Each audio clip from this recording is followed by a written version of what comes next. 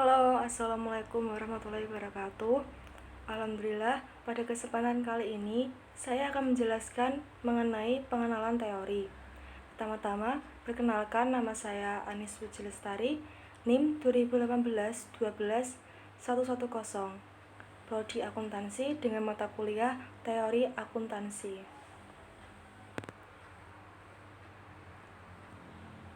Nah, pada pengenalan teori ini akan dibagi menjadi 4 bagian, yaitu pertama, pandangan terhadap akuntansi, kedua, apa yang dimaksud dengan teori, ketiga, perumusan teori, dan keempat, pengujian terhadap teori. Bagian pertama yaitu pandangan terhadap akuntansi. Nah, berikut adalah berbagai pandangan terhadap akuntansi. Pertama yaitu akuntansi sebagai catatan historis. Teori ini menganggap akuntansi sebagai kegiatan pencatatan transaksi suatu perusahaan. Yang kedua yaitu akuntansi sebagai bahasa. Akuntansi sering dianggap sebagai bahasa karena manajemen harus mengkomunikasikan informasi yang diolahnya kepada pihak lain, contohnya seperti pemegang saham. Yang ketiga yaitu akuntansi sebagai politik antar perusahaan. Teori ini menganggap bahwa sistem akuntansi merefleksikan dan mendukung nilai-nilai dan kebutuhan kelompok tertentu. Selanjutnya, penentuan standar akuntansi adalah proses politik. Atas dasar ini, manajemen umumnya akan melobi agar standar akuntansi yang dihasilkan dapat meningkatkan kompensasi manajemen, mengurangi beban pajak, dan mengurangi biaya pembukuan. Selanjutnya, yang kelima, akuntansi sebagai informasi, komunikasi, dan keputusan. Teori ini menganggap akuntansi sebagai sesuatu yang berorientasi tindakan. Misalnya, mengkomunikasikan pengaruh inflasi terhadap kebutuhan para pemakai. Yang keenam yaitu akuntansi sebagai barang ekonomi. Teori ini menganggap akuntansi sebagai seperangkat informasi yang memiliki unsur dan biaya manfaat. Selanjutnya yaitu akuntansi sebagai komoditi sosial. Akuntansi dipandang memengaruhi kesejahteraan kelompok tertentu dalam anggota masyarakat. Selanjutnya, akuntansi sebagai ideologi dan eksploitasi. Akuntansi merupakan ideologi dari masyarakat kapitalis yang menjembatani pemakaian teknik-teknik tertentu untuk mengeksploitasi kekayaan dan kepentingan kelompok elit tertentu atas beban kerugian pada masyarakat luas dan karyawan. Yang terakhir, akuntansi sebagai klub sosial. Akuntansi sebagai klub sosial berpendapat bahwa prinsip-prinsip, standar, dan masyarakat akuntansi muncul untuk mempromosikan kepentingan kelompok tertentu dan tujuan-tujuan akuntan. Selanjutnya, apa yang dimaksud dengan teori? Apa sih yang dimaksud dengan teori? Teori adalah asumsi dan argumen yang logis yang mengkaitkan variabel satu dengan variabel yang lainnya. Bagian ketiga yaitu perumusan teori. Nah, di sini yang pertama yaitu teori sebagai bahasa. Teori dapat dinyatakan dalam bentuk kata atau simbol atau semiologi. Teori sebagai bahasa dibagi menjadi 3, yaitu sintaktik, semantik, dan pragmatis. Pertama yaitu sintaktik. Sintaktik adalah studi tentang tata bahasa atau hubungan antara simbol dengan simbol. Sintaktik berhubungan dengan aliran logika, bukan keakuratan argumen di dunia nyata. Nah, dari sini kita dapat garis bawahi yaitu sintaktik berhubungan dengan aliran logika, bukan keakuratan argumen di dunia nyata. Yang kedua yaitu semantik. Semantik menunjukkan hubungan antara kata, tanda, atau simbol dengan objek yang ada di dunia nyata. Keakuratan suatu penyataan ditentukan oleh keakuratan deskriptif yang ada di dunia nyata. Nah, yang bagian semantik dapat kita garis bawahi yaitu keakuratan penyataan ditentukan oleh keakuratan yang ada di dunia nyata. Untuk lebih jelasnya kita akan melihat contohnya yaitu pada slide ini terdapat contoh dari sintaktik dan semantik agar lebih jelas.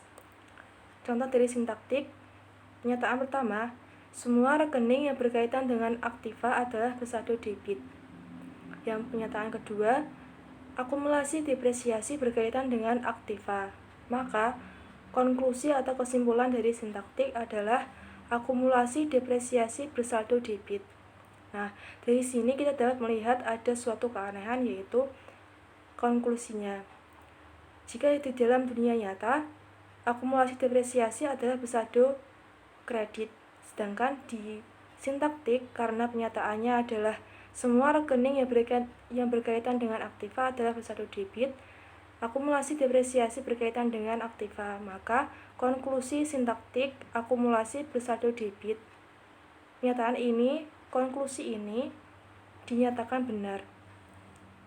Sedangkan semantik berbeda dengan sintaktik. Semantik didasarkan pada keadaan yang ada di dunia nyata. Semantik contohnya pernyataan yang pertama yaitu semua aktiva dan rekening kontranya bersaldo debit. Pernyataan kedua, retur penjualan bukan rekening aktiva. Maka konklusi atau kesimpulan dari semantik ini adalah retur penjualan bersaldo debit. Nah, kalau yang sintaktik berhubungan dengan aliran logika atau murni dari bahasa itu sendiri, sedangkan semantik ini didasarkan pada keadaan yang sebenarnya yang ada di dunia nyata. Maka konklusinya adalah retur penjualan bersaldo debit. Beda lagi jika semantik kita ubah menjadi sintaktik, maka konklusinya yaitu retur penjualan bersaldo kredit. Nah, aspek pragmatis berhubungan dengan bagaimana konsep dan praktik akuntansi yang mengaruhi perilaku seseorang. Nah, kita dapat mencontohkan yaitu adanya SAK atau standar akuntansi yang baru. Nah, dengan dikeluarkannya standar akuntansi yang baru ini, maka akan menimbulkan pro dan kontra dari para manajemen perusahaan. Contohnya ada perusahaan A yang pro dengan adanya SAK yang baru ini, namun ada juga yang tidak setuju dengan adanya SAK ini. Selanjutnya, teori sebagai penalaran. Teori sebagai penalaran dibagi menjadi dua, yaitu pendekatan deduktif dan pendekatan induktif. Pendekatan deduktif yaitu penalaran yang berasal dari penyataan umum ke khusus. Sedangkan yang induktif kebalikannya yaitu penalaran yang berasal dari penyataan khusus ke umum. Selanjutnya, teori sebagai justifikasi. Teori ini berusaha memberikan pedoman apa yang seharusnya dilakukan berdasarkan pertimbangan nilai yang digunakan dalam merumuskan teori. Nah, dapat kita garis bawahi bahwa teori ini memberikan pedoman apa yang seharusnya dilakukan dalam merumuskan teori. Selanjutnya yaitu teori sebagai penjelasan dan prediksi.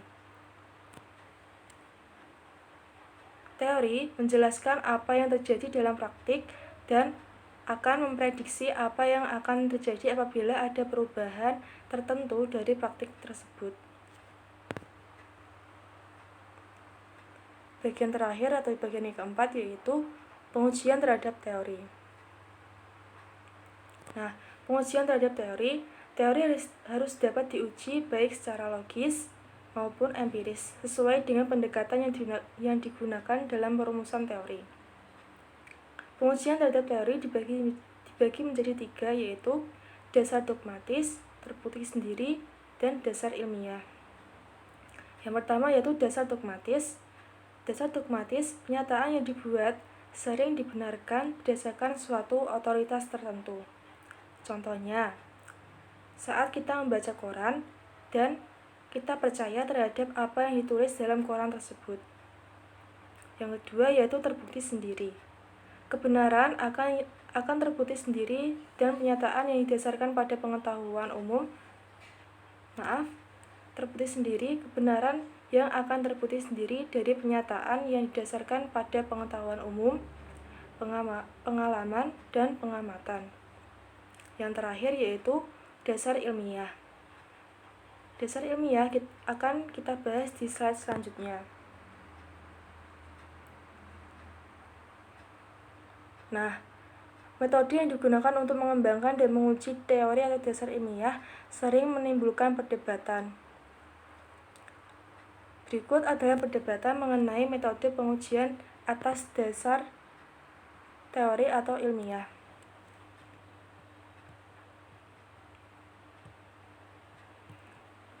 Dibagi menjadi 4 yaitu sintaktik dan induksi, paradigma dan revolusi, falsifikasi, research programs. Kita akan membahas yang pertama yaitu sintaktik dan induksi.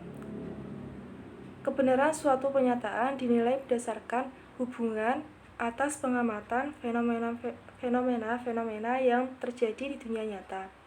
Sedangkan falsifikasi, menurut Karl Popper, penelitian ilmiah adalah untuk membuktikan kesalahan hipotesis, bukan untuk membuktikan kebenaran hipotesis tersebut. Selanjutnya yaitu paradigma dan revolusi. Menurut Thomas Kuhn, beliau mengatakan bahwa kemajuan pengetahuan bukan merupakan hasil evolusi, melainkan hasil revolusi. Teori dapat diganti dengan teori yang lain yang tidak cocok dengan teori tersebut. Selanjutnya yaitu research programs. Menurut Lakatos, teori ilmiah adalah suatu struktur yang terdiri dari beberapa asumsi dasar yang dinamakan hardcore dan seperangkat hipotesis yang dinamakan protective belt of auxiliary hypothesis. Research programs akan dikatakan progresif jika yang pertama, memiliki positif heuristik yang memberikan kesempatan untuk penelitian. Yang kedua yaitu menghasilkan fenomena baru dari waktu ke waktu.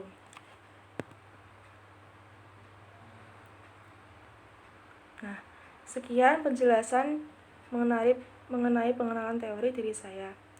Apabila ada salah kata atau salah pengucapan, saya mohon maaf. Terima kasih. Wassalamualaikum warahmatullahi wabarakatuh.